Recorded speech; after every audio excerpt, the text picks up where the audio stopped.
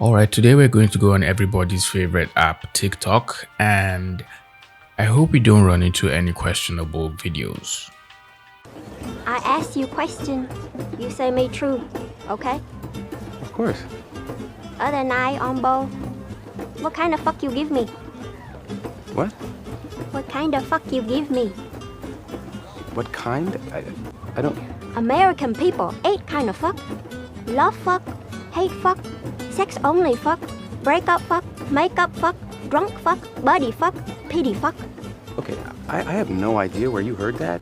Third host family. Okay, that is wrong. Okay, there's a whole spectrum of emotions and motivations. And don't say fuck, it's vulgar. Say something else, like, make love or, I don't know. So, what's love fuck? I guess I called it too early. Now let's look for some drawing advice or art tips and see if we can learn anything from these unlicensed art teachers on TikTok. Over the last 5 to 6 years, I've completed 20 to 30 sketchbooks, and from this vantage, I'll point out a few ideas on how you can improve your craft in less time. It might seem obvious, but they are to focus on consistency, quantity, and speed. Especially if you're just starting out, I think it's better to make 100 30-second sketches than it is to spend even more time on just one picture. I say 30 seconds because that's actually a common interval for gesture drawings. By doing this for 1 hour a day, you'll have 100 chances to calibrate your sense of proportion and the nuances of the human form. So even if you start with stick figures, you'll grow quickly. In 30 days, you'll have 3,000 drawings. Also, this doesn't mean make throwaway art. Try your best and take pride in your effort, however humble it may seem. You're going to learn the most by doing. So do a lot, do it quickly, and do it every day. At least, that's how I got here. Now the way he started that video almost got me riled up. But as the video went on, he actually began to make sense. Now, I wouldn't want to spend 10,000 hours drawing multiple images if I have no idea of how anatomy works and proportion, because doing that will just waste your time and you will end up seeing no progress at all. So the best way to me to take this method and apply it is to understand anatomy and proportion first, and then you can convey that into doing gestures. You can start off with doing gestures and then learn your anatomy later, but I think both of them kind of go hand in hand. Either way, you're going to need both of them to make a good drawing of a human figure. So go figure, I guess. I think a lot of new artists make the mistake of trying to do a perfect drawing immediately. They try to get every mark exactly right. Instead of that, I would say give yourself the freedom to scribble. Give yourself the freedom to make mistakes and realize that drawings can be refined. Put down some initial marks, and if they don't feel right, you can revise those marks. And learning how to revise your drawing is part of drawing itself. That's a skill that needs to be developed. You can only make that skill by making incorrect marks. Marks that are out of place, that are disproportionate, that don't feel right. You're going to get that feeling, I need to change something here. That's the feeling of developing your drawing intuition.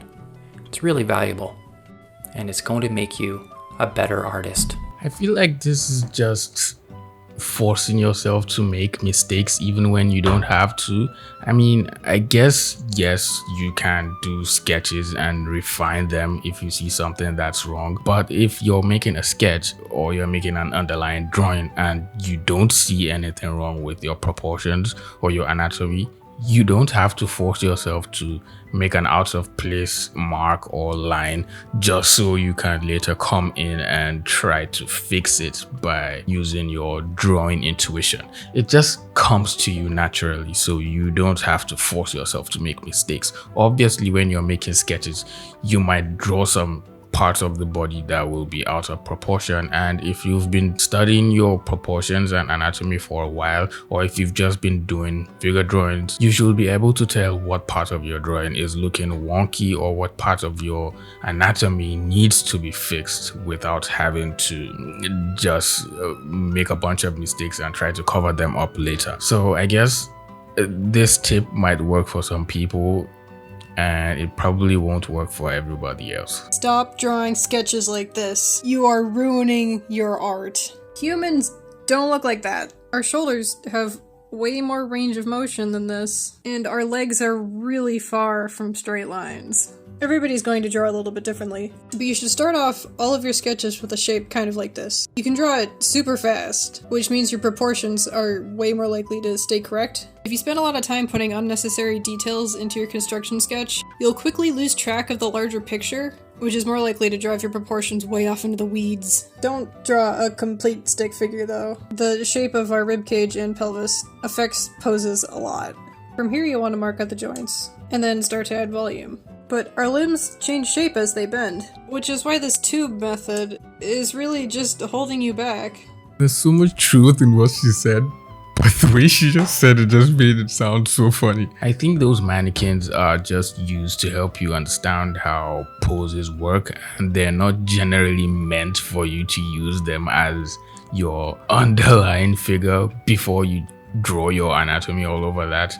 I mean, just thinking of drawing anatomy over everything is probably going to be the most stressful thing ever. I guess you can use that to understand how the body will flow in some certain poses, because you're able to move the joints and the elbows and other parts of the body. You don't necessarily have to draw the mannequin as it is unless you're actually trying to study the mannequin, which I don't see any reason why you have to just draw a direct mannequin when you can actually just go and take photos of people boxing or doing some sports, and then you have a better way to study the figure in motion.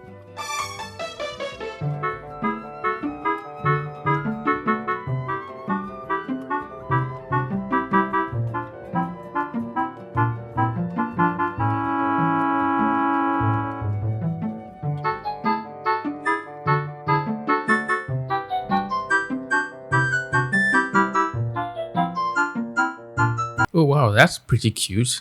I think this is geared to people who use Procreate and want to make their line art look kind of colorful and cute, as he said it. But you can also do this in Photoshop or whatever drawing program you use by using an outer glow on your line art and choosing whatever color you want. But you can also do his method where you just do it on the face by putting a bunch of colors and blurring them.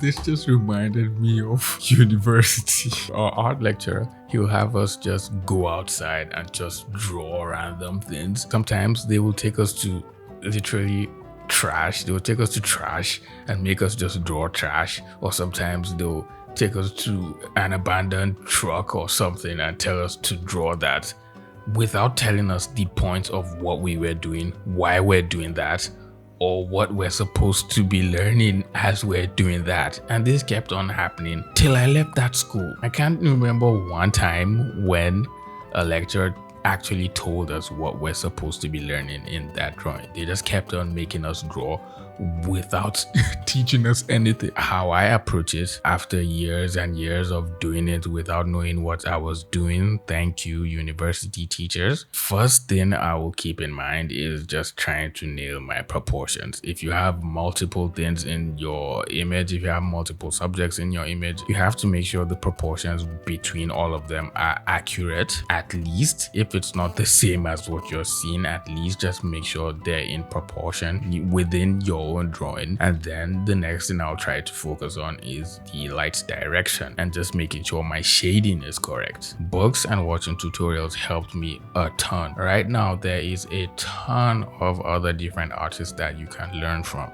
and I'll say for anyone just trying to focus on drawing figures, painting figures and all that, Sam has good tutorials on his Patreon if you're trying to get good at just painting faces. Jordan Grimmer, can't remember his last name, has good tutorials on environments as well, so you can learn from him as well. And any other artist that inspires you, there's a ton of other different artists you can learn from right here on YouTube, so you should just do your homework and look for them. And if you want to help other people watching this video, you can just leave names of other art YouTubers in the comments that other people can learn from as well.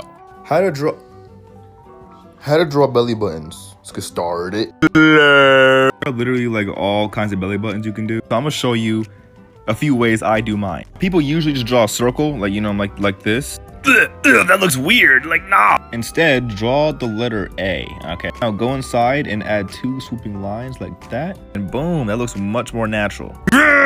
Another way you can do it is, like, you know, draw a line upward that kind of curves outward, then a line going down, then a line going that way, and then going that way. Boom, you got belly button number 2. Next one you can do is like a little line across, then you go out downward like that, making like a little, I don't know, stool. And then a small little curve right here. This one kind of looks like an eye if you look close enough.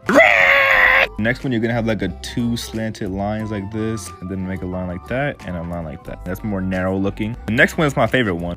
Draw a line, then like a little house, and then a circle. I think his comments are the most funniest thing ever. Someone said, how do you draw the girl without the udu? What?